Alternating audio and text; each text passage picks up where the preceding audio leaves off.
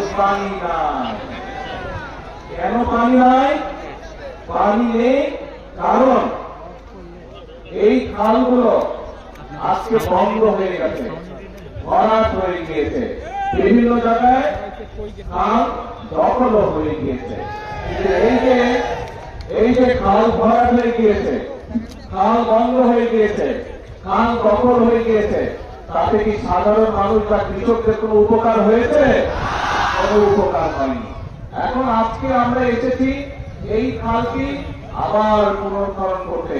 গত প্রায় 50 বছর আগে শহীদ রাষ্ট্রপতি জিয়াউর রহমান এই খালটিকে খনন করেছিলেন এবং এই খাল খনন করার ফলে আজকে যদি আমরা ইনশাল্লাহ আবার প্রায় 4 কিলোমিটার এই খাল, আমরা এই 4 কিলোমিটার খাল ইনশাল্লাহ পুনর্খনন করব। পুনর্খনন করলে এই খালে এই এলাকার মানুষ পানি পাবে।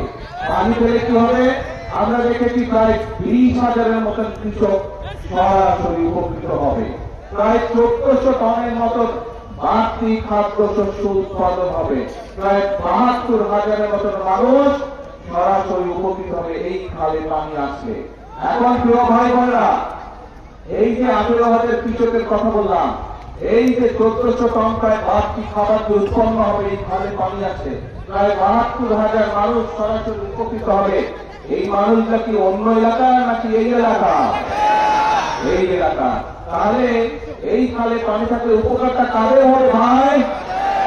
এই এলাকার মানুষের হবে। প্রিয় ভাই বোনেরা, শুধু তাই নয়, ইনশাআল্লাহ এই খাল খনন যখন পুনর্খনন যখন শেষ হয়ে যাবে, আমরা ইনশাআল্লাহ এই খালের দুপাশ দিয়ে প্রায় 3,000 বৃক্ষ রোপণ করবো। বহু মা বোনেরা আছেন যারা ঘরে হাঁস পালেন বা হাঁস পালতের আগে কিন্তু এই খালে পানি